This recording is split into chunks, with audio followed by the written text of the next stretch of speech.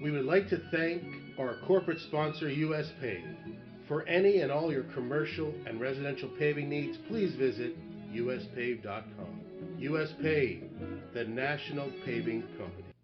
Welcome to Down the Pit with Ian and Sami. We are classical musicians and feel the need of having a series of fun and informative conversations to prove that everyone's life is better if we allow the transformative power of music in it. We're so excited to be with you today. This is our first ever episode of Down the Pit, and we couldn't be happier to get this off the ground. It's been a project that it's been on our minds since the beginning of the pandemic, and one of the many projects that we have been working on. And it's just such a pleasure to be officially presenting to you Down the Pit.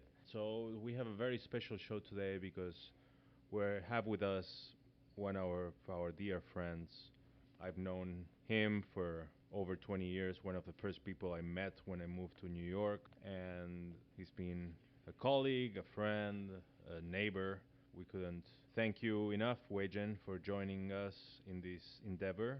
You're going to be in some of our episodes, our like guest host, but what better way to start our first episode with you as part of the team? Thank you, Sami. Thank you and Ian for just making me feel like the prettiest girl in the room. I appreciate Yes. And remember to swipe right at the end of this date, Wei-Jen. that. Swipe right, second date, number exchange. You know the drill. Yep. So everyone gets a little background. We have a common denominator. We went to grad school at Yale University for music, and that's where we met. That's where we were roommates, and that's why it feels so special to have this episode, this show, to kick off Down the Pit. Wei-Jen's one of the smartest people that I know. I mean, previously going to Yale, he went to he went to Harvard as an undergraduate, and that's very hard to get into, right, Wei-Jen? It was kind of a lucky, sort of lottery. I don't know the process, but I think I blacked out during the process. And Did you do your application in crayon? crayons, colored pencils. They asked me to put squares in square boxes and holes. Mm-hmm. It was a challenging interview process, to say the least. Yeah, I've always told everybody that I know that you are the smartest person that I know. I could be lying, but I'm really not. I do believe you are by far. I mean, especially your resume, it speaks for itself. Harvard undergrad, Yale grad. I mean, doesn't get much better than that. You're any woman's dream. Well, I would say when I was a funny story that I had when I was in Korea teaching English right after I graduated undergrad. The first thing that all the people at the Hagwon in Seoul told me was that uh, whatever you do, do not tell anyone where you went to school. And I asked why. I was like, why wouldn't I say anything about it? They said, well, look, if you tell them you're from Harvard, they're going to basically digest every word that you say, knowing that that's going to get you into Harvard. And I just didn't want to have that kind of pressure, right? Yeah. So, but it shows you that they truly appreciate an Ivy League education there, and there are a lot of smart kids that I taught. But you kind of have to manage expectations, for a lot of 15, 16, 17 year olds. Again, that you have to be realistic with them. Speaking of pressure, growing up, did your parents put a lot of pressure on you to go to a school like Harvard, or did you put the pressure on yourself? I would say that my mom, to give you an idea, my mom also wanted to write a Tiger Mom book, incidentally, and it was kind of funny. And she was asking me, what do you think should go in this book? And I said, well, if I were doing a service to all Asian kids out there, I would probably tell them the truth, the good, bad, and the ugly. Mm-hmm. But I would say that my parents definitely were a very, very amazing presence in my life, but I think they were very hard, but I think they were also very fair. And so growing up with that type of mentality, Mm-hmm. um, and also just kind of just getting my butt kicked around by all my piano teachers. I grew up with a thicker skin, you can say, right? And so I found I had an ability to just take really harsh criticism, as I'm sure both of you guys are able to, and using that and really good solid work ethics that my parents basically shoved down my throat. It was a combination of how hard they were and also just how they molded me to ask and demand the best of myself. Yeah, I mean, kudos to your parents. I mean, you have a younger brother who also went to Harvard, correct? He did. He actually so Landon, my brother, he's been sort of, I would say, the more creative one in the family. He has this uncanny ability to thrive wherever he goes. I think he's probably the person I would call if I needed to, if I were just getting airlifted out of New York City and getting dropped somewhere in the world, I would ask him what he would do, right? And he's he worked very hard to get to Harvard. He's also very accomplished as a pianist. Doesn't play anymore, but I would say he was able to put that on his resume. He was a great pianist. He was very smart. He worked really, really hard and basically crawled, you know, clawed his way up to get to where he is today. I mean, similar to me, and I think he's been very successful. Started out at Abercrombie and then moved to PayPal and then Google and then now he's at Facebook. So I think That's he's done beautiful. really well for himself. Yeah. So again, I mean, it's every Asian mom's dream to have two kids go there, but can't let that get to your head. I don't know if this is being prudent, but it's something that we continue to keep in the back of our mind to realize how lucky we are to be able to have that. You were raised in the U.S., correct? I was, yeah. So the way our family found our way over here was that my dad had graduated from college, and he knew that a lot of the master's graduate programs were not as developed.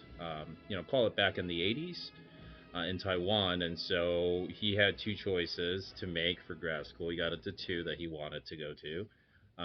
One was in Troy, New York at RPI. I don't know if the listeners, some of them know them, but it's in upstate New York. That's a grad school for civil engineering.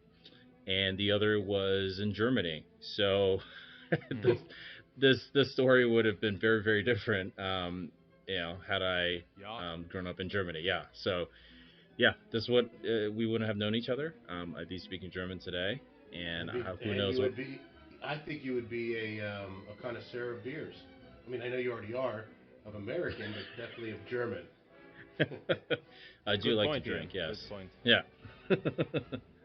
Well, I do kudos like to to your drink. parents, man, because we see on TV all these athletes who have, let's say, brothers that are in the NFL, and there's quite a few of them actually, and the parents are very proud of their sons making it to the NFL, and that's like one in a million or greater, and having two kids that went to Harvard. That's got to be such a great accomplishment for them, and I'm sure they're very proud of you guys. So kudos to them. They had a lot to do with your upbringing and and your success. No, thank you. I would say that one of the kind of doing forensics on my own life and looking back at trying to understand the recipe and the ingredients for success. I think this is a similar theme, a very recurring theme in immigrant families. When you come here in the 80s or 90s, there's really not much that's carved out for you. You kind of have to pave and make your own way. Hmm. And we've come to understand, and I've spoken to a lot of my friends who came here as immigrants, is that the crux of really the reason why most immigrants work so hard is because they have no other choice. You have to be better than everybody around you, and not knowing the language, being an outsider, you're not really provided sort of the like a great environment where everybody's welcoming in a way. And so for you to get noticed, for you to move ahead, for you to be rewarded, oftentimes you have to really work that much harder and that be that much better than everybody else. And that's I'm not saying that I'm better than everybody else. I just had to work a lot harder to sort of, for the light bulb to shine a little bit, right? So Yeah, kudos to you for like not being jaded in any way. I mean, you're one of the most altruistic people that I know. You know, you're very giving, and especially if you feel like growing up you've had to outwork people and almost had this hidden prejudice against you.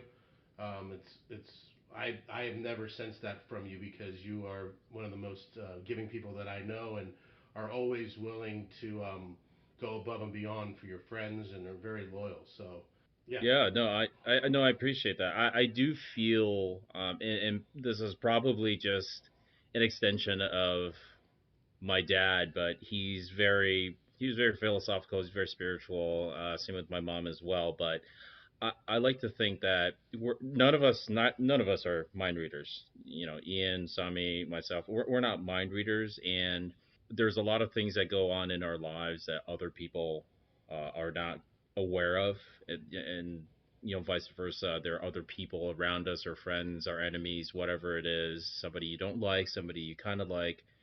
Everybody's fighting their own battle in one way or another, and I've always thought my role in the world hasn't is not to make something more difficult for somebody.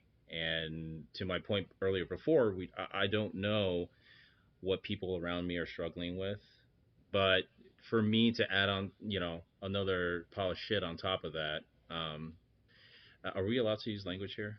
you can do whatever you want. This is your world. We live in it. Well, I don't want to make anything more difficult for somebody if I don't have to. So, um, you know, if I approach life in that way, you tend to want to help other people. You tend to want to see the best in other people. Um, it's kind of funny that I'm saying this because I work in finance, and I assume everybody out there is a scumbag. So, so you kind Or of Wolf of Wall Street. Yeah. yeah, or a wolf, or yeah, exactly, a wolf in sheep's clothing, right? And so Right. it's trying to balance its duality of, I have to be sharp and kind of on point to anticipate that everybody's out to get me in finance, which is, in a way it's true and sometimes it's untrue. But for purposes of, just talking here, I'll just assume that yes, people are out to screw you, but I try to balance both of those. But to your point, I think um, I've seen a lot of kindness happen around me. I was the product of kindness, community kindness. We were, as I said, immigrant family. We didn't have any contacts here. All of our families in Taiwan, and more than once, the community has stepped in and helped me go to institutions that I could not afford. So I've seen that firsthand, and I think we're only here for a couple of years on this planet. We're not taking anything with us. It's like borrowing a ruler or borrowing a pair of scissors, right? You use it and you give it back. Hmm. From the way you're talking, you obviously are a great leader because a great leader wants others to be successful. Unlike most people who have titles of leadership and are mostly scorpions, they love to see the downfall of people. They love the negativity, they like to play God, as I like to think, and are not great leaders. But you have the characteristics of being and are a great leader. I've taken all these BS personality tests, and it's kind of funny that you say that because all the tests continue to come back and say that I'm an ENTP, which is, you think big picture, you love to play devil's advocate, you love to argue for argument's sake, and you are confident in your thoughts and your abilities, right? And so, in a way, it's true, but I do like being leader, but I also appreciate input from other people. What I do know is that I don't know much about anything. If anything, I'm just a jack of all trades at this point. But if you can set by example in something that you do and that's something you do well, I think you have an obligation to do that and set a good example for those around you, right? And so I'm not trying to get too serious, but for all of us who eventually want to be colleagues, or parents or good friends, you'd have to be honest. You'd have to tell other people what you really think, not sugarcoat things. And if you live by those rules, I mean, everything else should work out, I think. Yeah. I mean, Henry Ford is very famous for saying he doesn't know much, but he's surrounded himself with such great people that he can get any answer within a few minutes. So, again, like to piggyback on what you're saying, we know what we know and we know what we don't know also. Just really quickly, 30 seconds on that issue or that story that you brought up about Henry Ford. Again, ignoring his background, a really amazing story, and this is codified and this is actually told in a great book that I read, and I read this from time to time. It's called When Genius Failed. It's by Roger Lowenstein. When Genius Failed, and it tells the story of essentially one of the first quote unquote hedge funds that was formed back in the mid 90s. And it was run by this guy named John Merriweather, and he had a really successful career at Salomon Brothers, which is now Citigroup. And he was what you would call like a very smart guy. He was always thinking. He absorbed like a sponge everything around him. But he was not the smartest guy in the room. Now, the story goes that he created a new hedge fund after he left Salomon Brothers, and he surrounded himself with Nobel Peace Prize winners. These were guys who developed very academic approaches to investing, to options pricing, to volatility analysis, and he was able to control and manage all these different egos, and he was able to make a lot of money for a lot of people. So the I guess the lesson here is that you don't have to be the smartest guy in the room to be a leader. You just have to be perceptive. You have to be compassionate, and you have to understand the people around you. And if you can uh, do that and try to make people around you happy and satisfied, I think those are great qualities of leadership amongst many others. So, Wei-Jen, I think Sami fell asleep. So it's just going to be you and I. um, I'm just waiting um, for when we turn this into a little music. Yeah. so, yeah, so Yeah, Wei-Jen, when did you start the piano? You said you came over. Now you're in York, New York, right? Troy. Sorry, Troy, New York. I don't know why I thought it was York for some reason. I don't know. When did you start? What was your first instrument? Was it the piano, or did you start on another instrument? It was the piano. I started when I was still in Taiwan. It was Hmm. group lessons, so it was kind of boring. I don't remember too much of it, but my mom did tell me that prior to coming here, the piano teacher told her to keep me playing the piano. I had a couple bumps along the way. I remember the first time, I think I was like 12 years old, I joined the youth orchestra in my area, and it was like the first time I get to play with other people, and I was so excited. I was like, "Oh, I can't wait to play Beethoven's Fifth, right? Oh, I Hmm. can't wait to play, Tchaikovsky's symphonies." And everybody's handing out the parts, and I'm sitting there on the piano, and there's no piano part. So I'm sitting there like the sour look on my face. I'm like, "This really fucking sucks." Hmm. And I'm like, "Why didn't I get a part?" Um, and so like during the intermission or break, I went up to the conductor. I was like, "What? Why was I not included?" He's like, "Yeah, he just didn't write parts for the piano." So the music that I got were all contemporary. It was like 1950s on, and I was 12. I was like, "What is this stuff? Like, what is this garbage?" Right? I didn't understand it. So why I'm mentioning this is because I almost quit the piano that year. I actually talked to my mom, and I was like, "Let's go find violin teachers because I want to be in orchestra." So I was pretty close to actually buying a violin and getting violin lessons, but my mom talked me out of it. Um, but yeah, played right up until I was call it 26 when I moved Hmm. to New York. Up until that point, like quote unquote career it was good. I wasn't starving, but it wasn't going the way I wanted. When I moved to New York, I had broken my hand, and I thought that was actually the second time I broke my hand, and so I thought, look, what better excuse than to kind of sort of use this as a sign from sort of higher up that maybe you want to pursue something else. And I've always had this kind of gnawing desire to explore business and economics. And so it was 2009 when I first moved to New York. And what better time than 2009 to get into the financial world when everything basically was crumbling and burning. Right. Um, and I'll tell you that that year I think I sent out like 300 applications. I don't know how many cover letters, phone calls I made, and 90% of those never got an answer. Just like completely ignored. I mean, the world was ending in 2009, so that was the transition I made. But prior to that, yeah, I had a complete, I would say, fulfilling life in music, and not many people can say that. So has finance become your passion, or is it just a means to pay the bills? Well, it depends if my boss is going to be listening to this, but Of I course she mean, if is. I The were, whole world is listening to this.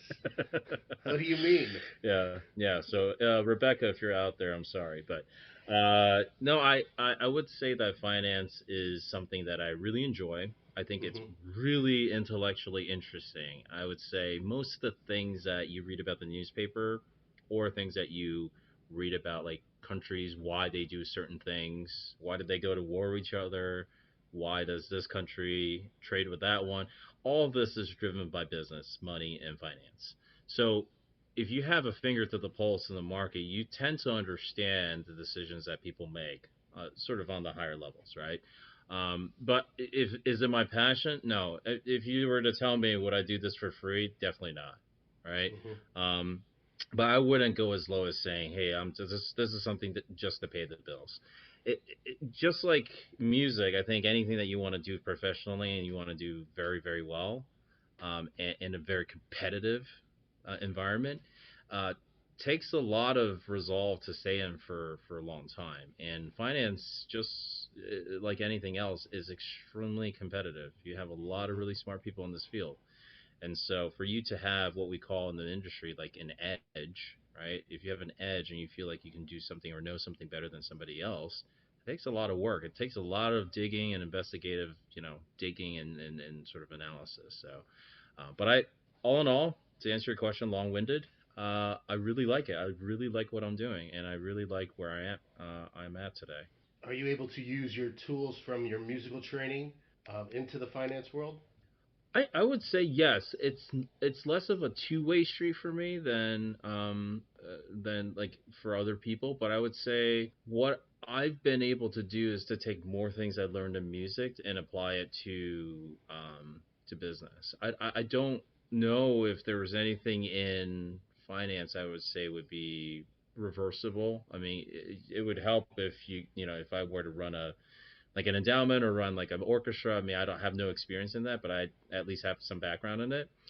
But to go back on what I was saying before is, I find myself being able to think a little differently from other people, especially just when it comes to thinking through an investment and also thinking about risks and everything else. People have told me that I tend to bring a lot of sort of this out of the box thinking to solutions. It's so Creative, cliched. It's creative problem solving. Yeah, I mean, if you just if you and Sami dig into your own past and you think about what you had to do to make a performance interesting, Hmm. you really had to think about, hey, what can I do differently? What am I doing that's not the same as the recording that I just heard? How do I stand out, right? Hmm. And I think some of us forget as musicians that on a daily basis, this is what we do. What like the music is the same in front of you for everybody, right? Yet the performance is completely different across person to person. So I would say bringing some sort of uniqueness, bringing a different perspective to how people think about things is, I think, one of the most important lessons that I was able to apply to finance. I would say the second and probably also very important lesson I learned is, you know, all three of us have practiced hours and hours and hours, right? Like we've sat in the same chair 6 hours, 8 hours, 10 hours until something's right. And so that kind of patience and that kind of diligence really helped me because when I first started out in finance, I was pulling probably 100-hour weeks, and that means 18-hour days, not Hmm. 20-hour days, and it's boring, but just being able to kind of draw from that well, where I was practicing hours upon hours in music, I was able to deal with it a lot better. So, do you still wish you were performing, or has that train left the station? Oh yeah, that train's gone. I mean, I love I I love performing, no doubt. Hmm. Like you get a couple beers in me, and if there's a piano around, it's all over. I love performing in front of other people, but for me to have my paycheck depend on that, and to go out and hustle and try to brand myself, that's just not me. I'm not somebody who's gonna like you know have to go that extra mile, because that's just not how I envision my musical experience to be. And call it naive. I always thought, again, that you practice hard, you compete in competitions, you win it, somebody will at some point discover you and give you a chance. And that's not how the music world works, or how anything works in the world, right? So Hmm. um, I I just I didn't fully understand that or appreciate that at the time. But that's not something that I want my musical experience to be. I really wanted it to be pure. I really Hmm. wanted to be based on performance, but there's a lot of just ugly sides to music that I'm sure everybody knows about. So that's what really turned me off about continuing a career in music, and that's what subsequently led me to switch careers in 2009, amongst other things. But you also went back and forth because you went to Juilliard pre-college, Juilliard, then you did a year, then you went to Harvard. Then after Harvard, you're like, oh, I'm gonna go back to music. You graduated, and then you went to finance. So what was all that back and forth? I would say that my decision to leave Juilliard was less driven by uncertainty around music. At the time, I was still really, really set on pursuing a musical career. I just thought, being prudent and being sort of a risk manager, if you diversify a little bit, if something goes wrong, you at least have a little bit of a safety net. And yes, I know the argument. You'll never give everything that you have, unless all your eggs are in one basket. I get it, right? Like people who have no other alternative will give 110, 150% to be successful, because they just don't have a safety net. I get that and I appreciate that, but my thinking was, look, if you're on this journey in life, and if you think about life as a carpenter's belt, it makes sense to me, at least to me, maybe it's different from other people, is to stock that belt with as many tools as you can get, right?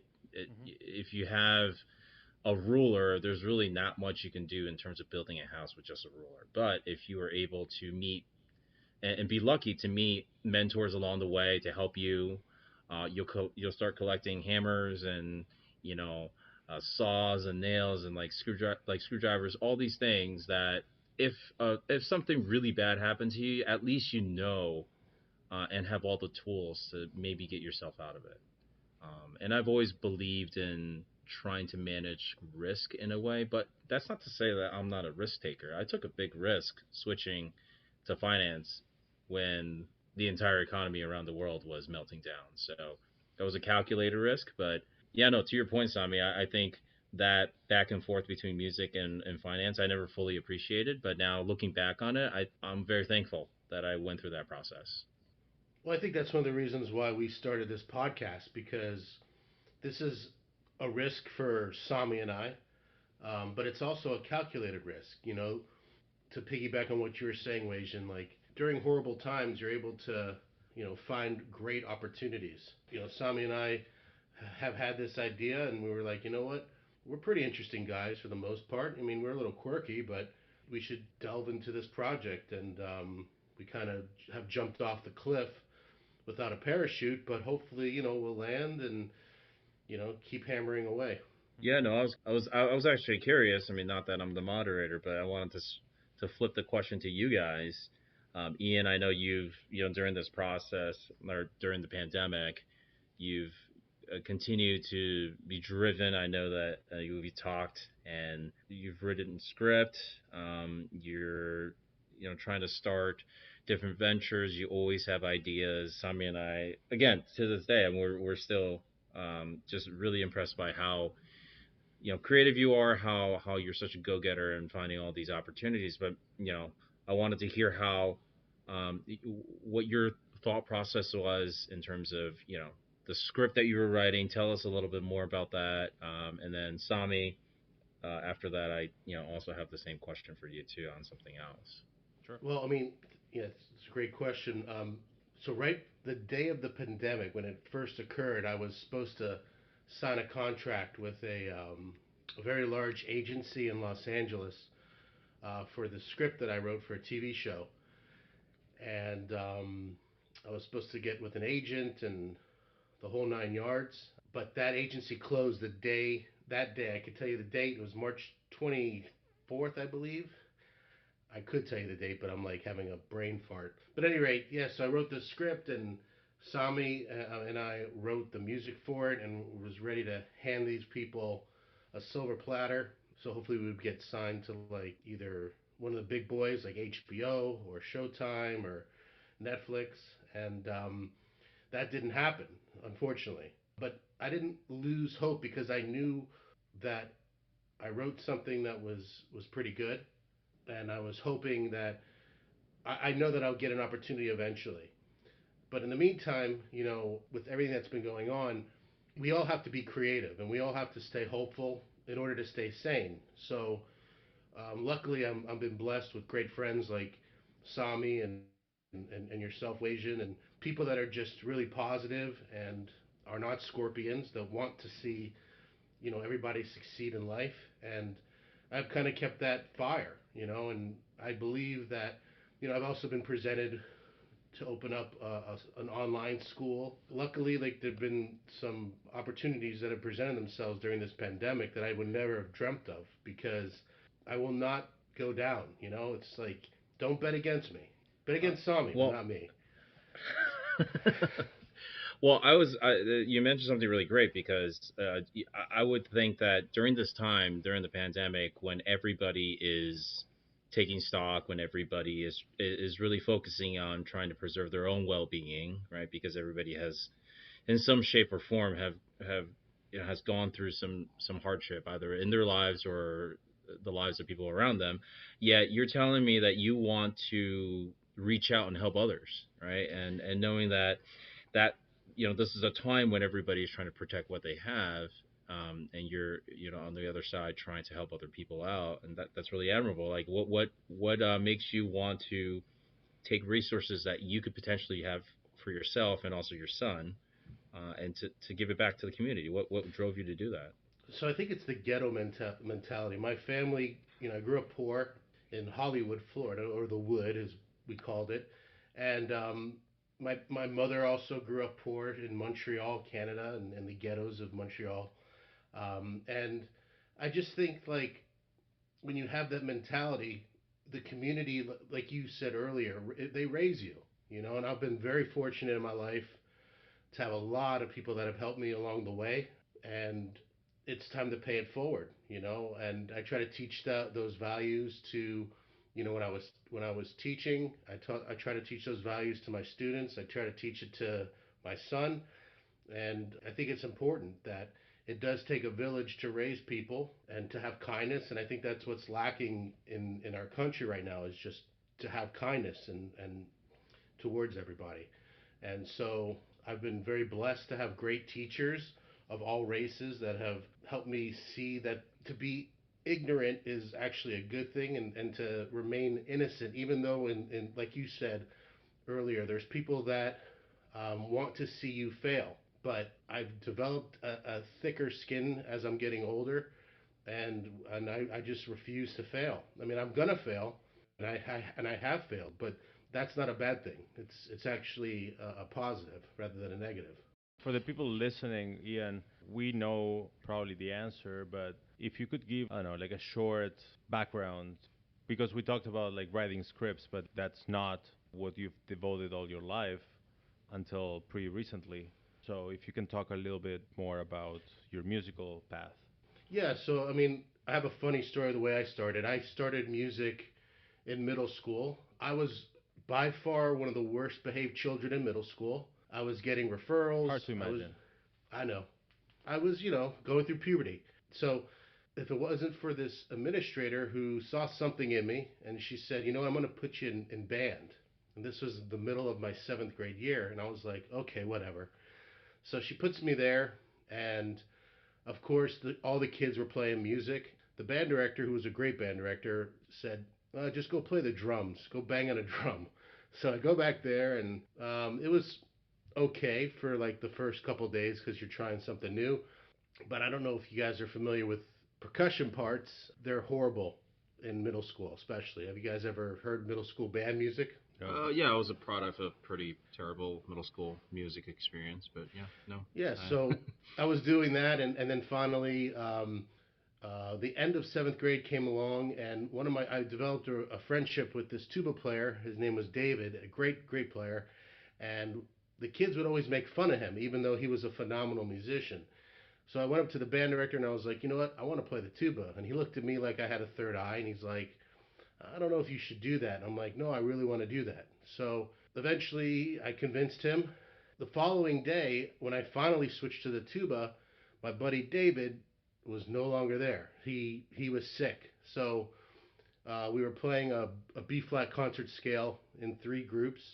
So it starts with group one, which is the low brass, and then it goes to the middle instruments and then the upper instruments. Well, when it was my turn to play, I didn't know a note, so the kids started making fun of me. So I went back home and I practiced, and eventually that night I was able to learn the whole B flat concert scale. And when I came back to school the following day, the kids were very like impressed by me, I guess, and that's how I kind of fit in. And from music, I developed a lot of discipline, and it literally changed my life. So I became the most improved student in the school, straight A's, all that good stuff, and went through the high school rankings, and eventually was able to go to colleges, both undergrad and graduate, on full scholarships. So I'm very blessed and loyal to music. It literally changed my life. Otherwise, I don't know where I would be. So that's my story in a nutshell. How about you, Sami? I come from a family where like non-musicians, just like you. My parents, especially my mom, she wished that she had some musical training when she was younger. So she just made sure that we get that opportunity. I have an older brother, Christian, and a younger sister, Solange, and the three of us had that opportunity. Among other things, I played sports, I took languages, drawing, you name it. I was a very, very busy kid growing up. But I would say two things were the ones that I kind of excelled at compared to other kids of my age. One was violin, and the other one was tennis. Mm-hmm. And both teachers or instructors wanted me to leave the other so I can concentrate more on one discipline. I love tennis, I love violin, and I did it pretty regularly.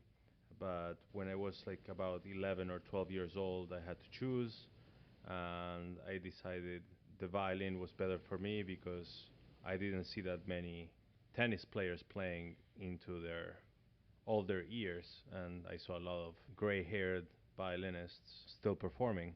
So that was kind of like the moment where I decided that music was going to be my thing, violin. I went to a musical kindergarten when I was 4 or 5 years old, where we had guests coming in pretty much every day to play music for us.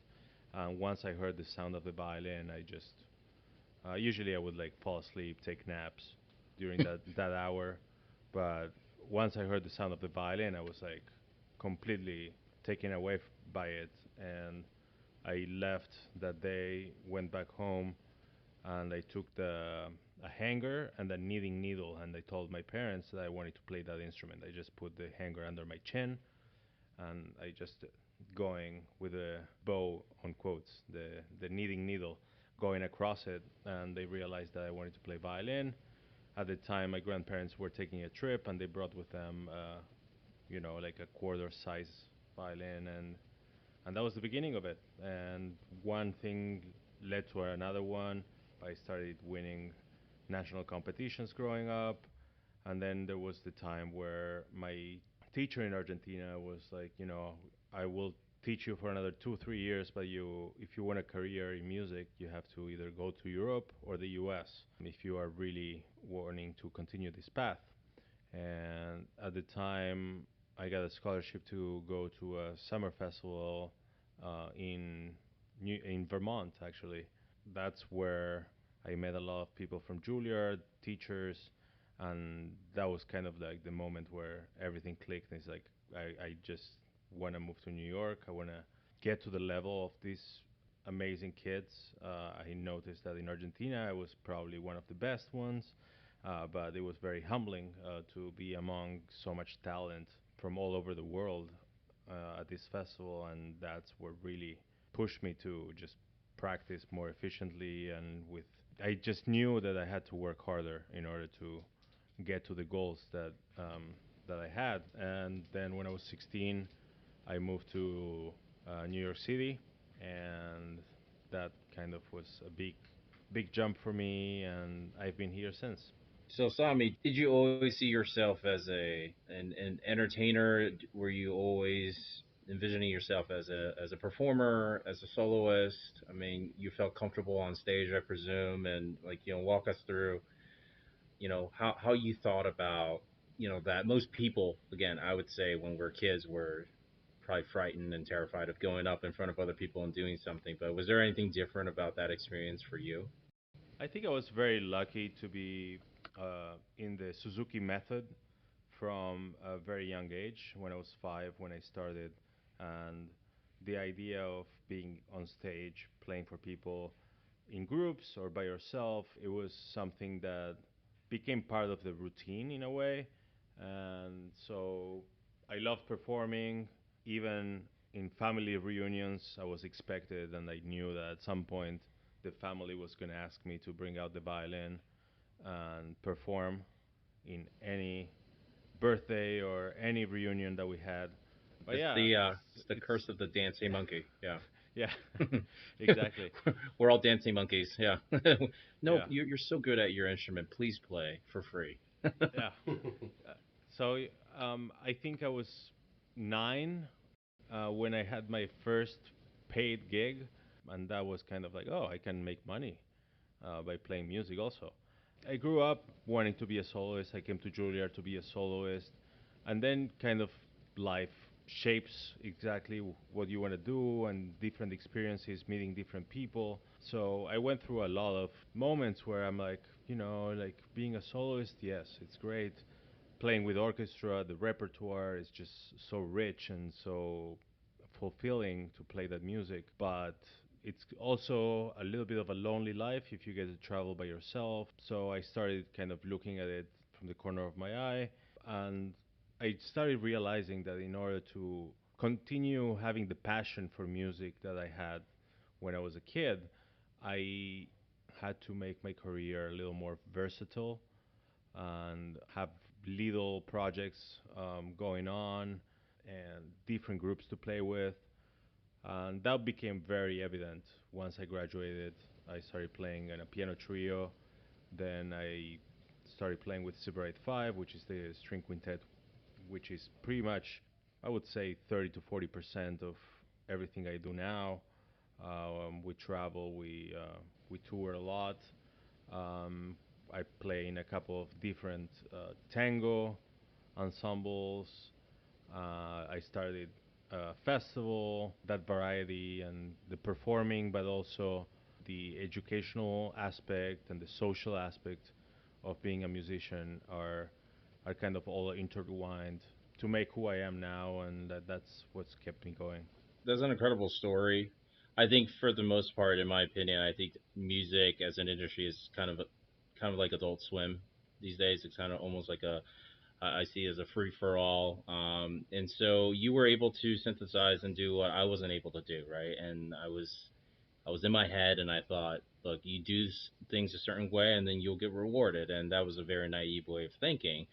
But it's interesting that you know and bring up these different ventures that you do outside of what you call your traditional or your conventional route of musician's career, and it's quite non-conventional, and it's a great thing. I don't say non-conventional in a bad sense. I think, to your point, to be a musician today, you have to, for lack of a better way to say it, like you really have to go out and hustle. You have to do everything, Hmm. and you have to be able to push your brand out. And so maybe talk to us a little bit about kind of what got you started in creating your own nonprofit, to go back to your hometown, in Cordoba, and trying to, enrich kids and empower them with music. And I think that's a great thing. But maybe talk a little bit about what got you started in that.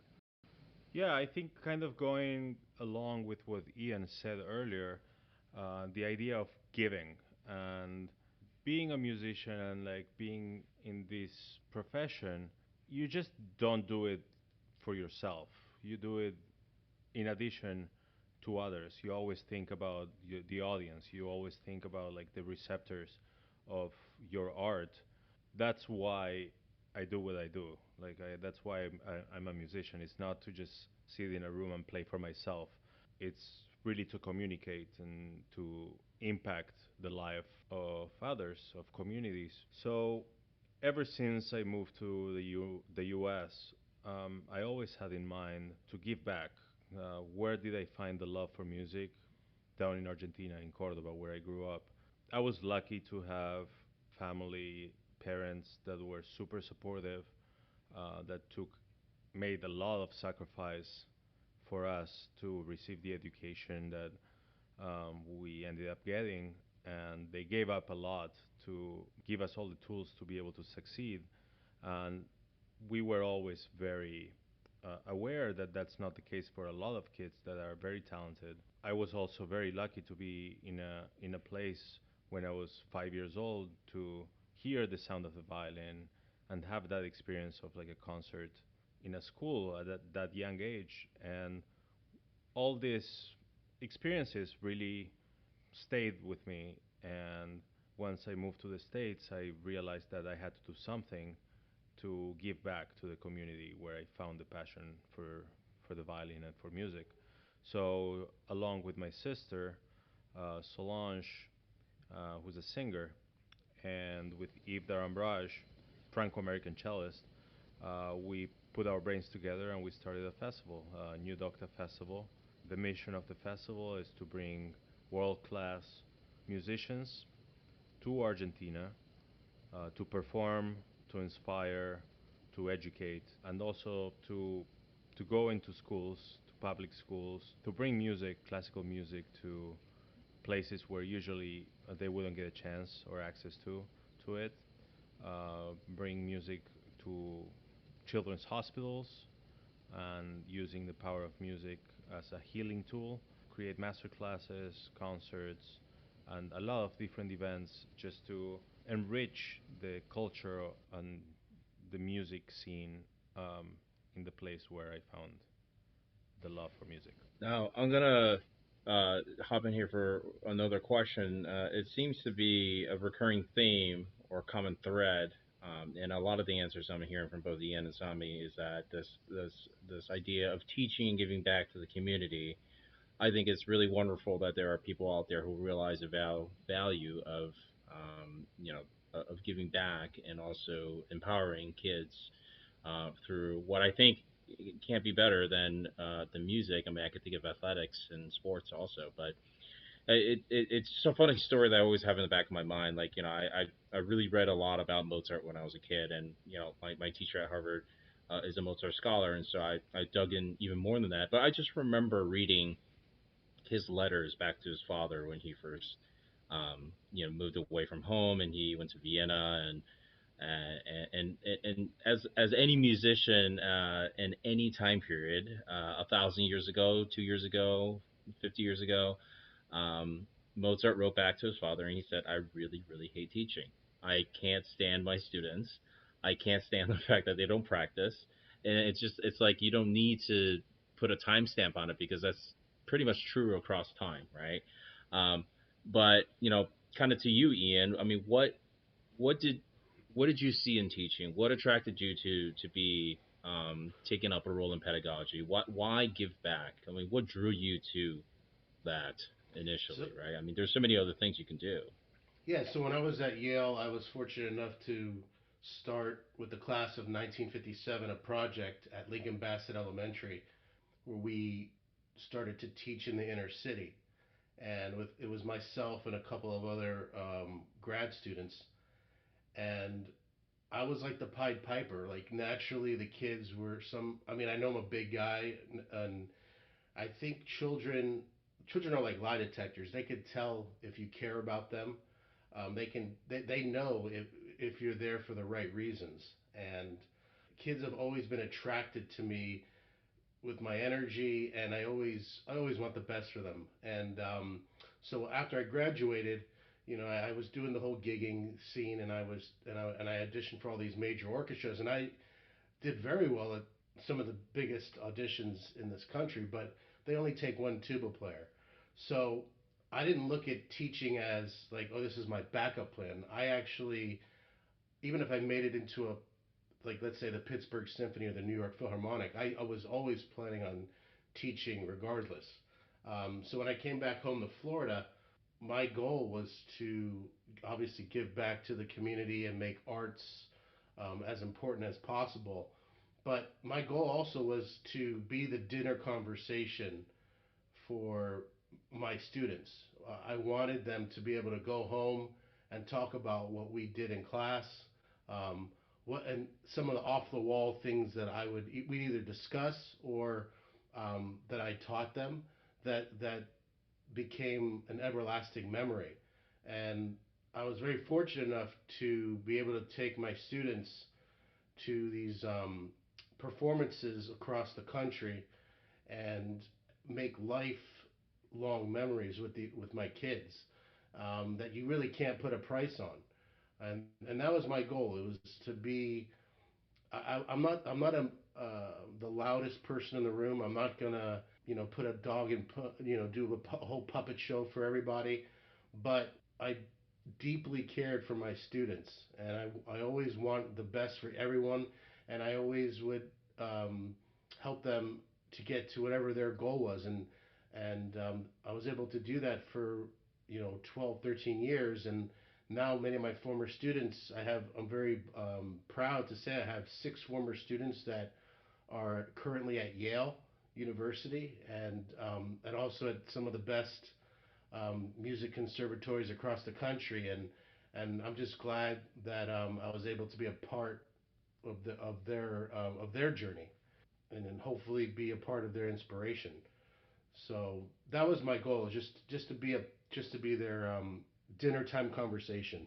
These are all really incredible stories that, again, to kind of to circle back on what we're talking about is the realization that you, that Sami and I all have, is that we have this appreciation for community. That we have appreciation for people who care to give back to that community. I've I can speak to my own personal experience very quickly, as in I've always loved teaching in a way. I've always loved mentoring and providing some sort of insight that I've gained along the way to somebody who is just trying to find their way for the first time. All of us remember when we were 16 or maybe even 25, just being lost and not really understanding how the big picture looks or how things work. And to have that person who's knowledgeable not just in what they do, but also has had life experiences that have crafted them and molded them in a certain way to lead you through that journey, is uh, more often the exception than the rule, right? So I would say, the kids that Ian, you're helping, the kids that Sami, you're reaching out to on an annual basis. I mean, all these kids are extremely lucky to have you both. And I mean, these are stories that they'll tell their kids and tell their family, because who knows? I mean, in 5, 10 years, maybe they'll be having a podcast and they'll be talking about, hey, there's this summer camp I went to and it made a difference in my life, right? And so these little butterfly wing flaps that affect something halfway around the world, it is true because we are all three of us are the product of that. I've always treated kids without. I never put a number to their age, if that made any sense. I didn't. There was no prejudice against their age. We always would have these deep conversations, and I told them like, listen, I treat you guys as if you are the future. You know, you're the ones that are going to make the changes, and unfortunately, when there's lack of funding, the first thing that goes is music, and it's very unfortunate, but it's what's happening, it's especially right now. You know, next year, this upcoming year, many states are not going to have music in their schools, and so it's podcasts like these that hopefully will educate, appreciate the arts, and hopefully, you know, Wei-Jen and some we can do some really good things not only in our own communities but in many communities and throughout the world.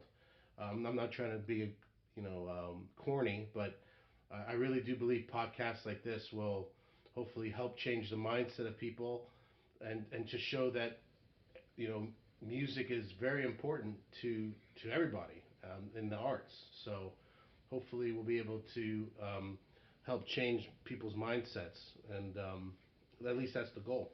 So I guess along the same thread, if you're thinking about music, specifically classical music, and during the huge societal and economic and all sorts of upheavals, right, during pandemic, during COVID, how have you guys thought about how this pandemic has challenged your creative process and how that it has changed you in terms of how you view music and how involved it should be in everyday life. Specifically, what I mean by this question is, do you think classical music has become more inaccessible to people because, in a way, I mean, really, the only way for a lot of people to see classical music or to hear about it is either through YouTube, or you would be lucky enough to go to Carnegie Hall or Lincoln Center or any other halls around the world.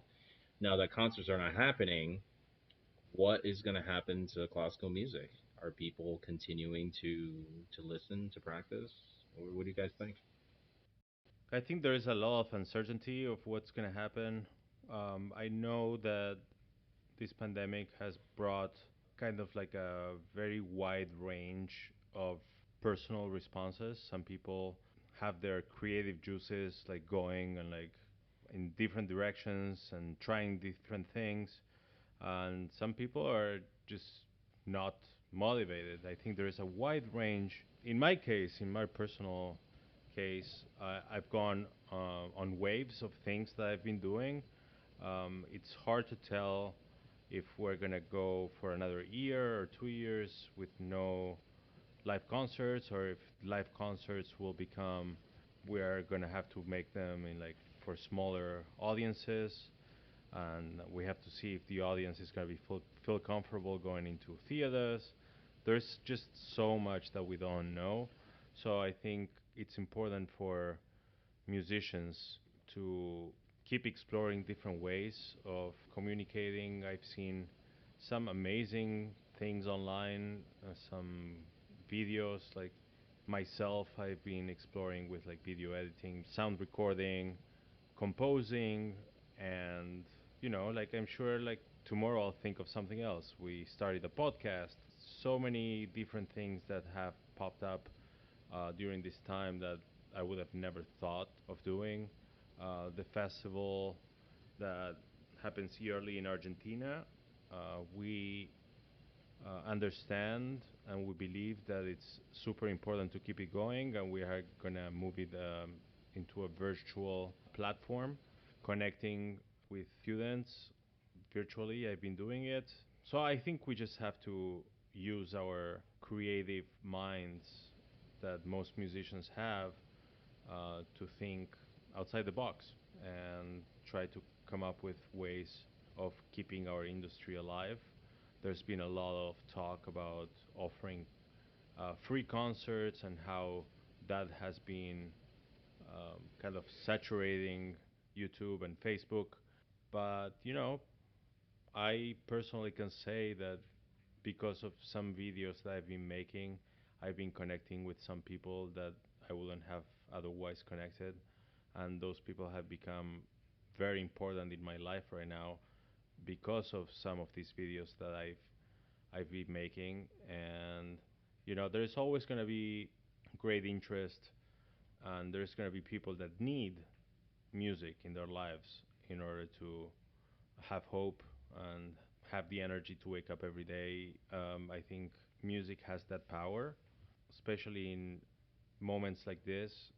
I think the people that rely on classical music to give them some kind of an out of what's happening, they can find a lot of joy and renovate their hopes in into what's going to happen in the future. We, as artists, we need to remain creative, curious, and keep trying to find ways to make it relevant in this world, or this new world that we're going to be in a few months. Yeah, and Wei-Jen, and to piggyback on what you said earlier, it's a time for us to become a jack of all trades, just like you did by going to Harvard and learning economics and having all these different tools so you become more valuable. One of my former students, her name is Shelby Rassler. She's the one that started the trend on a cappella. She's a Berkeley. She just graduated from Berkeley School of Music, and her video, "What the World Needs Now," was the one that started the trend of like using a cappella and making all these different types of videos. That's a direction it's going to take. There's so many creative people out there, especially musicians, and it's just a matter of finding a great platform for them to get their work out there and their creativity. And it also takes people in the business world like yourself, Wage, and that's gonna that has the means to support struggling musicians and artists, so that they're able to have peace of mind and to keep creating and to keep having hope that one day we'll have an end to this pandemic, or not an end, but that they're able to create new content and be able to have peace of mind so that they're able to pay their bills and live life just like the servers at restaurants, and how we support local businesses and have that type of mentality towards musicians also. I think that's an amazing story, and also quite amazing that was your student. You should be reaching out to her. Yeah, With she's that actually going with to it. Juilliard next year. She for composition. She was always. I mean, she's always been a little angel. She was the most one of the most positive people I've ever met. To this day, it was like even her mom and her dad would always say to me like, How is this person my kid?" Because she was such a perfect student. I mean, they're very rare. Kids like that are just so positive, and the world could be burning down, but she would always find something positive to do and say, and it's a credit to her, and that's why I wish her nothing but success, and I'm very proud of her and happy for her, and she started a great trend that a lot of professional musicians are using now. So this kind of gets to another one of my more loaded questions, and I mentioned before, being an ENTP, I love to play devil's advocate. These may not necessarily be my own thoughts, but I do find it very interesting to poll and get to understand how people are thinking about certain things. And on the topic of music, I can offer a quick anecdote regarding what I do on a daily basis at work. So, given COVID and given sort of the struggles that everybody's seeing right now throughout the world, a lot of businesses are struggling as well, right? So the restaurant industry, which generates, call it, about $1 trillion per year in terms of GDP, it's about 5% of total domestic product in the U.S. That industry has been completely destroyed, right? And because indoors dining, takeout is not, they're being challenged because of the pandemic. Um, you know, uh, Malls and retail stores are not seeing traffic. They weren't seeing traffic before this.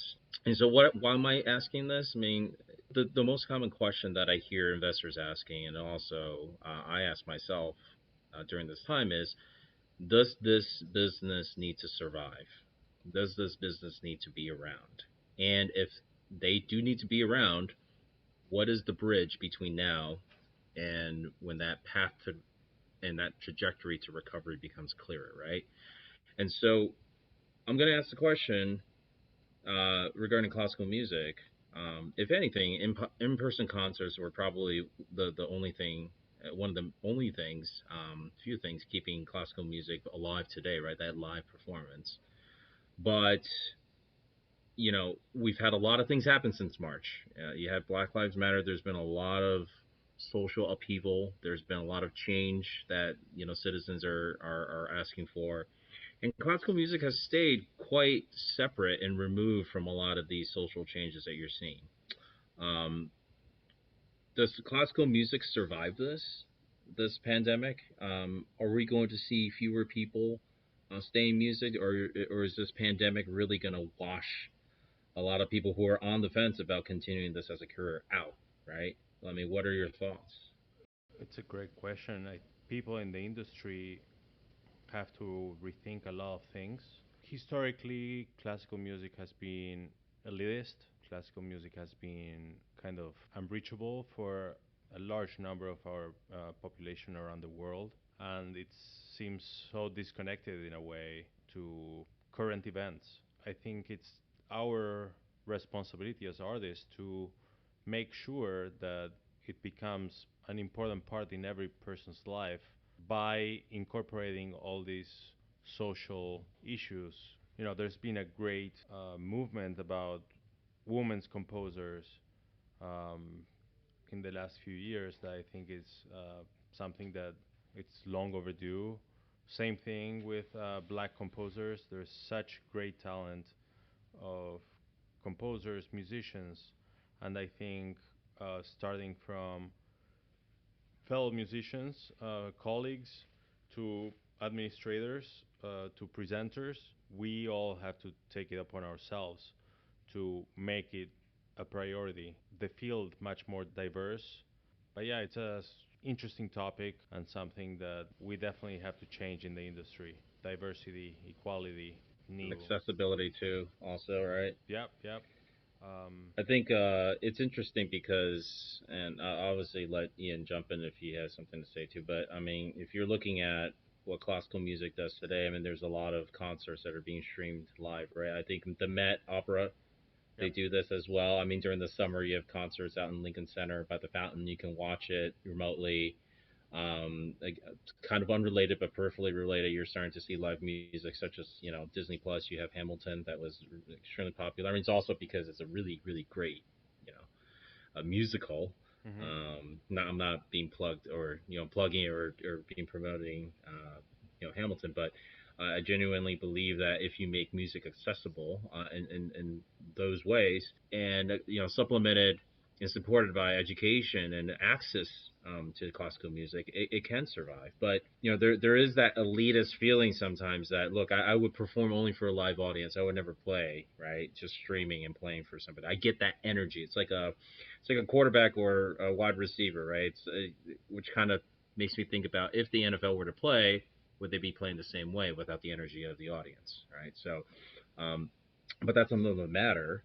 Do you think classical music could become more accessible? Do you think that this should be streamed? This should be available in every household? I mean, what do you guys think? So I have a former student, and I hate to keep using former students as my examples, but I'm proud of them. And this one student in particular, she's like you, Asian. She used music to get into college. She's a great clarinet player, and she had an injury. She developed carpal tunnel syndrome and could no longer play her instrument, and it was too painful. So luckily, she has the passion and the appreciation for the arts, and she wants to help the arts by putting on live concerts, like hiring musicians. Do she loves doing behind the scenes type of things, and it's going to take people like her to be able to help out everybody. People that have, like like I talked about earlier, just the kids that are now becoming adults to have this appreciation for music and the arts and want to see successful. And Hamilton is a great show, but it was also produced prior to the pandemic, and so that's why people are able to see it now. A lot of these shows that we're not seeing anything new on Netflix or HBO or Showtime because it's not safe to produce new shows or new musicals or have live concerts yet, but it will be. And once everybody figures out the proper safety protocols, it's I think it's going to be important to have people that appreciate the arts, set up concerts for classical musicians and for all musicians, so we can all move forward and get our minds off of the everyday wear and tear of the pandemic. Yeah, I mean, I bring up Hamilton actually in the back of my mind. It gels with what I was thinking in terms of innovation and pushing the envelope further out in terms of a certain what would you say, like a very traditional performance venue, right? So for musicals, it's been like um, the Broadway musicals, it's been Disney, all those things. It's just a very traditional type. When I say Broadway music, or I think you say musicals, I mean, you think theater district, you think the producers, you think Lion King, Phantom of the Opera. But what really struck a chord within me when I, talk about Hamilton is that they brought hip hop, they brought that element into a musical that's a very very different approach to what you consider a traditional right musical.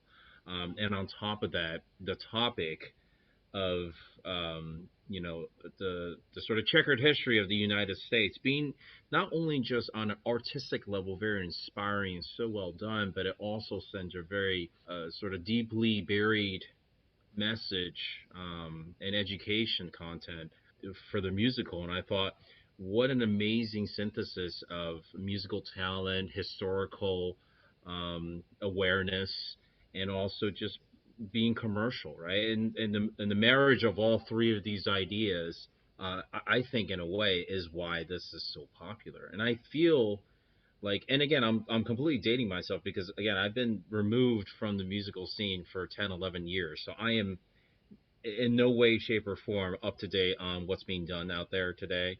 But if there were somebody out there to be able to synthesize, all three of these elements within classical music, I feel that that is the ambassador that we need as classical musicians, right? If anything, if you can tie classical music, which Sami said before has been historically and traditionally very elitist and removed, if you can make that more accessible, more relevant for people who are listening to that and they can connect with it, then that's, in my opinion, a winning formula.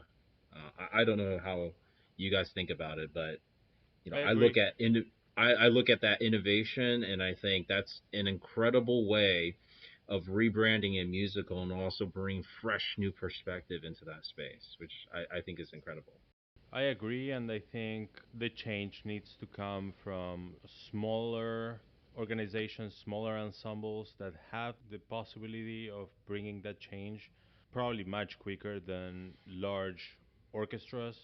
A lot of programming, a lot of the decisions of what gets played or what doesn't comes a lot of times from an artistic director that is also having to go through a board, and that board is listening to where the money comes from. And usually, where the money comes from is the traditionalists in classical music that want to listen to a Beethoven symphony, a Brahms.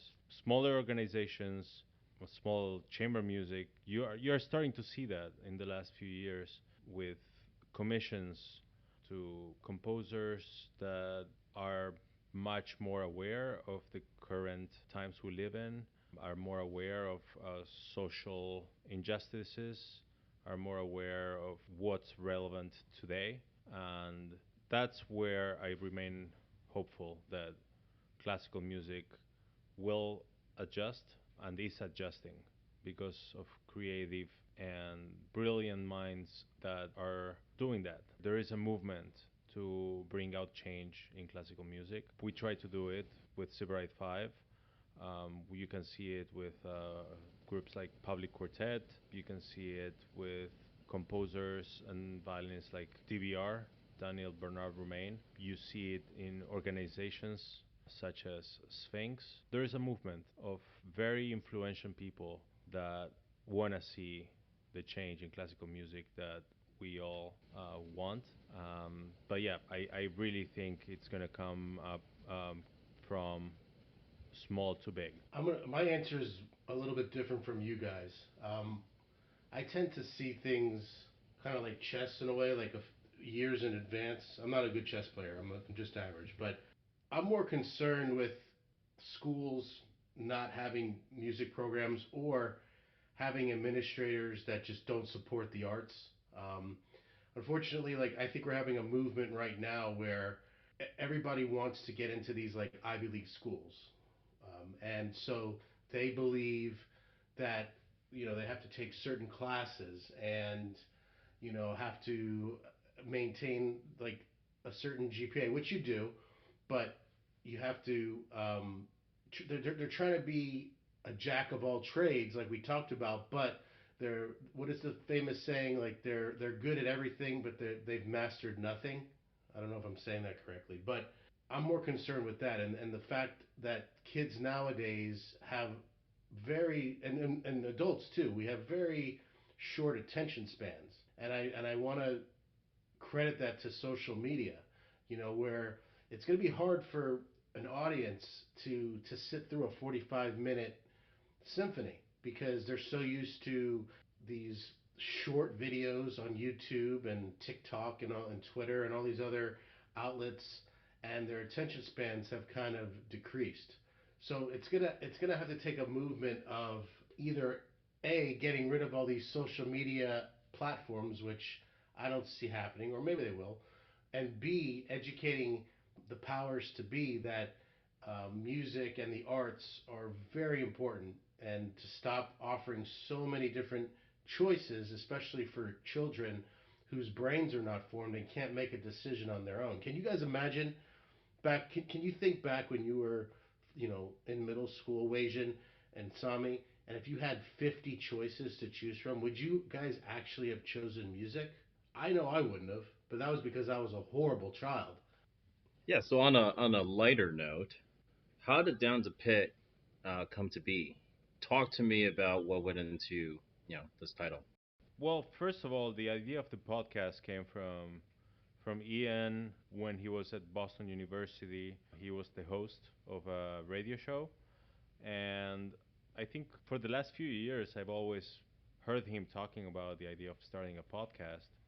And now with having a little more time in our hands, he came to me about it. We kind of put our brains together and said like, why not? Let's just get it started. The actual name, Yeah, the it was a actual name is. process. We went through about 50 names, Wei-Jen, many of which I can't even say on a podcast. But we did our best to narrow it down, and then we basically asked close friends, what do you like? Here's a list of 10 names. Narrow it down to your top three. And unfortunately, or fortunately, this is Sami's idea. I'm going to give him credit where credit's due. He came up with this name. I thought at first down the pit meant something with your armpit, just being ignorant as I am. But then he explained to me it meant the orchestra pit, like in a Broadway show or any live show that used to An happen. opera or ballet. Right, right, It's right. kind of the music that happens, but it's not seen. But So, yet it's some of the most beautiful music you ever heard. Just like our voices, right, Sami? correct. Well, Well, I mean, indulge me a little bit. Talk about some of the honorable mentions, the things that almost made the list. Okay, well, Sami, obviously he's a string player, so he liked plucking. So, and since I'm a brass player, Why Blowing. not blowing But and buzzing, plucking and buzzing. So, but blowing, yeah. blowing, yeah. So, but we're trying to keep this a kids show. You know.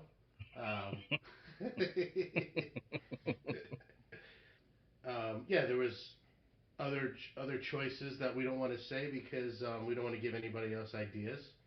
Um, but just lot to do with deaf, not death, but deaf stuff. Just making just humility, self deprecation. But this was the classiest of the choices for two unclassy guys. Speak for yourself. Well, that's true. I am. So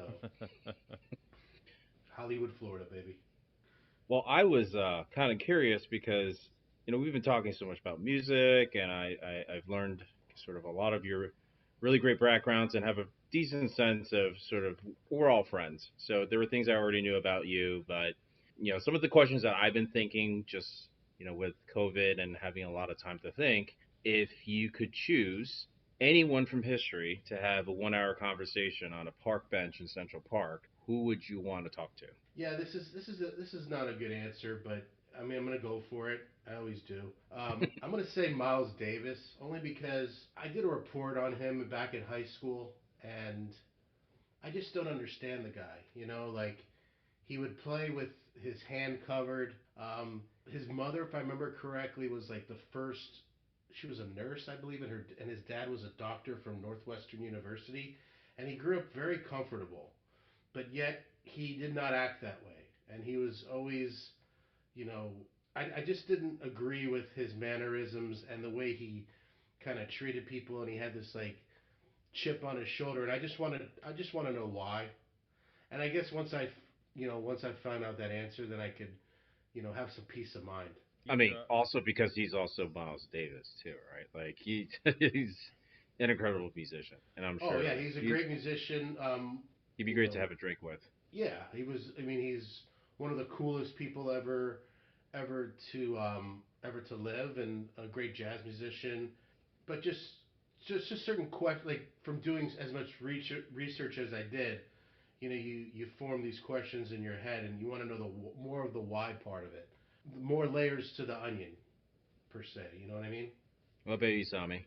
I would have to say Bach. What was going on in his mind when he was writing music? And having kids with his cousin. I'm gonna try to ignore what I just heard. Uh, No, I want you to have a nightmare about that one. I think he had 7 kids with his cousin, if I'm not mistaken, right? 20 he, total. 24, I believe, 23. I lost count. He's Um, busy. but Well, he wanted to start a chorus. Sorry, I don't mean to be raining on your parade. yeah, do you want to answer for me? You you've already No, had no, your turn in. Or you've had your turn in. no, but I'm not. I don't want to talk to him. Mozart would be also a funny Sami, one. Sami, we only can choose one person. I'm already giving you the leeway to choose a non-musical person. So, if you want to say after Mozart, you want to talk to Beethoven, it'd be great to talk to Brahms Yeah, too. I want to talk to them all. Yeah, for me, the non-musical person is Tom Brady because since he's left New England, he's been dead to me, and I just want to talk to him. I want to see, What happened? yeah, we I used to ask have a why. great relationship. He's brought a lot of joy to my life. Some of the greatest memories I've had as a human was because of Tom Brady. And why did he have to leave New England? I'm sad, and that's it. That's all you guys He need to know. stopped. He stopped calling you. Yeah, I mean, listen, I'll always defend the guy, but he definitely killed a lot of people's soul, including mine. How about? I'm sure I've asked Sami this question before, but it seems to change. The answers to this question seem to change pretty regularly for people. I know it changes with me, but for both of you guys, if you have $100 million and you could pick 3 places anywhere in the world to build 3 of your dream homes, which 3 cities anywhere around the world would you want your 3 houses to be in? And you have to be as specific as you can. You can't just say, "Oh, I want to be in Asia." Yeah, I'm not as world traveled as Sami. I'm more interested. Forget about my answers. I want to hear Sami's answers because he's been around the world. I've only been, you know, to most of the states in the United States.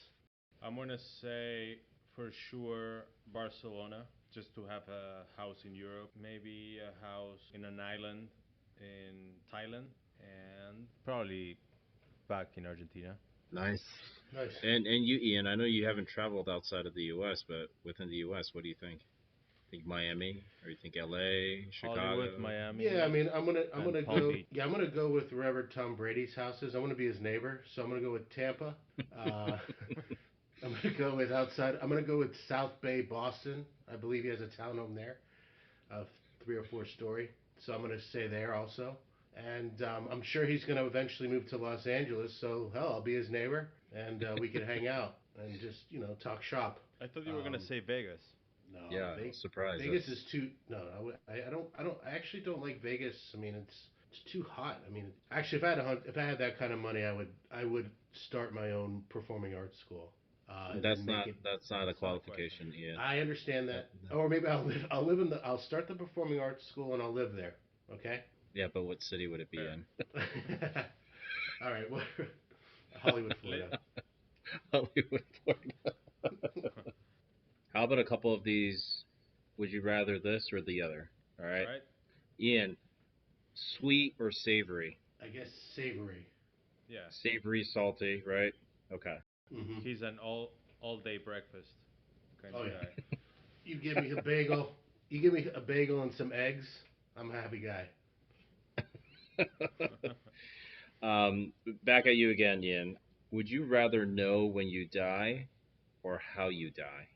Holy crap. I I mean, this is a I free mean, for this all, is man. I'm very. telling you. This is uplifting. I got to tell you. I I guess. mean, I promise I have better questions Yeah. after this. I Like, mean, happier questions. wow. I guess how. Why? I'm just trying to answer the question as quickly as possible to move on. Uh, All right, we'll move on. I get it. I get it. Sami, would you, if you were presented with a Popeye's chicken sandwich hmm, and a Chick-fil-A sandwich, which one would you pick? Popeye. such an amateur. Well, you think Chick-fil-A for you, Ian? All day, every day. Are Would you you, if kidding I me? threw in, if I threw in like a McDonald's crispy chicken? I would throw up probably first and make room for more Chick Fil A. Chick-fil-A. Hell yeah. Okay. Um. We have different political views. well, we can go down that rabbit hole, but let me ask the next question then. Ian, you've seen Sopranos, right? Yep, favorite show. You've watched Breaking Bad. That's correct. Okay, so Walter White or Tony Soprano? Tony Soprano. Why? Well, first of all, rest in peace, James Gandolfini, the greatest actor to ever live. I just love the way that character. They're both. I mean, they're both great characters, and I love both actors. But I just felt more connected to Tony Soprano. It was just more realistic. The storyline, the plot, the character development, and a lot of elements like Tony Soprano's mother kind of reminds me of my mother in Mm. some ways. And I liked the way that his family was portrayed for the most part. I didn't appreciate all the violence and all of the abuse per se, but again, like he brought you into that space and you felt his feelings, and I love that character. I love both of them. That's a great question, but Tony Soprano would be a little would get the edge for me. Yeah. Going with Walter White. Well, I mean, we know why you're going with Walter White is because you haven't watched any of The Sopranos. So. Uh, There's that, and I think he wants to cook. He wants to like when he retires, he wants to like buy an Cook RV meth. and yeah, cook Cook meth meth no, and go I, in in, his underwear. in his underwear. Yeah. You know, I like to think that if Breaking Bad took place in, you know, like a place like Germany or Canada, you know, the subsidized healthcare would have covered his cancer treatment costs, and there would have Mm, been no show. Like excellent the point. the the show would have ended on the first episode. So, but Yeah. anyways, correct. that's conjecture. But what about if you were in a DeLorean and you were going 88 miles an hour? Would you be going to the future or would you be going to the past? I could ask both of you guys this question. Take it away, Sami. How far back? As far back as you want, or as far forward as you want. I guess I would go to the future, see myself in a few years, and see what I can do better now in order to get to that age, being a better version of myself. I think you just described the plot of Back to the Future too. Pretty much scene for scene. Great. I mean, I'm gonna go to Oh the man. past because we always say like, if I knew now, or sorry, if I knew then what I knew now, and I would go back to the past, and I would hate to change history, but I would definitely Choose like a. different president. I'm not going down that road. I'm gonna pretend like that was white noise, but no, I'm gonna certain instances in my life I just wish I was a better leader, or just Or a better handled coder. handled certain situations better. That's all. Lead by example. Well, I mean, I would caution you to travel only as far back as when as there are antibiotics. I mean, if you go beyond that horizon, then it becomes very dangerous. Yeah. What about how about this one? Would you Are rather be these the your? smartest in the room? What? I feel like you use these pickup lines in bars, Wei-Jen. Is this a fair assumption? Like how you pick up chicks, and you're just like experimenting with Sami and I to see if these are like good questions or not. I feel like Well, you I used mean, these before. I think you have. I'm almost I no, positive I of this. mean, I no, the $100 million question in the houses I ask everybody, but Hmm. I mean, just full disclosure, I am definitely not on the dating market. Right. Haven't been, but I would say these are questions that aside from asking somebody's religion or sort of their political beliefs, I think these are probably very informative ways to and very quick ways to get to know somebody in a way, But they've right? been So specifically tailored for Down the Pit. yes, yes, because you are both my good friends, and I don't think I've ever asked you any of these questions. I don't think any of us have sat down and been like, well, would you rather this or that, right? I can't Correct. remember doing that. All right. But since you're such great friends with Sami, you should have known that he doesn't know what a DeLorean is. Well, I know. Actually, well, it's actually funny because I should mention this because I just got a new job, Hmm. and as part of the background check, normally in finance world, you would have to provide two or three references, professional references, people you've worked with who can comment on, how hard of a worker you are, if you're a good hire, all that kind of stuff. Right. And as part of this job, my current boss, had asked that I also provide a close friend, and I was surprised. I was like, well, I've never been asked this before, and I thought about it and asked her why, and she said, it's really important that, I come to understand you as a person, so I know how to keep you happy as a worker and what makes you happy. So I thought that was very considerate. So I picked Sami because we've known each other for a very long time. And it was a I'm couple also a people I safe was thinking choice. of. Yeah. I know what to Um, say and what to keep to myself. oh, that's a nice way of saying you have a lot of dirt on me. Um, so I guess the funny thing was like I remember what Sami told me was that during the conversation, went on for quite a while. She asked him, "What is Wei-Jen's favorite movie?" Since you're such good friends with him, and I think I mean what Sami told me was that he just didn't know, had no idea. We've been friends for 20 plus years. He has no idea what my favorite movie is, which is fair. I mean, I don't talk about that, but I think just like knee jerk reaction, he just blurted out Shawshank Redemption of all movies. Like it was like it was like I mean, you could have done fine with Wolf of Wall Street or Wall Street or Or Back to the Future. something sci-fi. Back to the Future, like something sci-fi related. Frozen, E.T. Yeah, Aladdin, Frozen. like Yeah. Toy Story. and and so after Mulan. the interview, Mulan because it's Asian, obviously, Yeah. and Finding so Nemo. after she spoke to Sami, she called me, and the first thing she asked me was like, "I had no idea your favorite movie was Shawshank Redemption." I was like, "Wait, what? Wait, who who told you that?" And I have to spend like the next 5 minutes explaining why that wasn't my favorite movie. So, yeah, but no, things turned out okay. I still have a job. She called me a big softie the other day, very sentimental softie. So I was like, well, okay. Shawshank Redemption will do that to you. Let's wrap it up here. I think we've had an awesome conversation among friends on music, outside of music.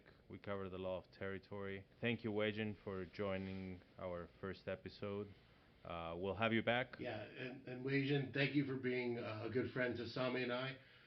And we look forward to seeing you in person as soon as it's safe to do so. Likewise, man. Thank you both for having me, and I miss you both a lot. And I can't wait to see, you guys in person. Thanks so much for sticking around until the end and allowing us to be a part of your day. We don't have all the solutions to the world's problems, but classical music for sure can help solve a few of them. Please follow us on social media, and we cannot wait for you to join us next time.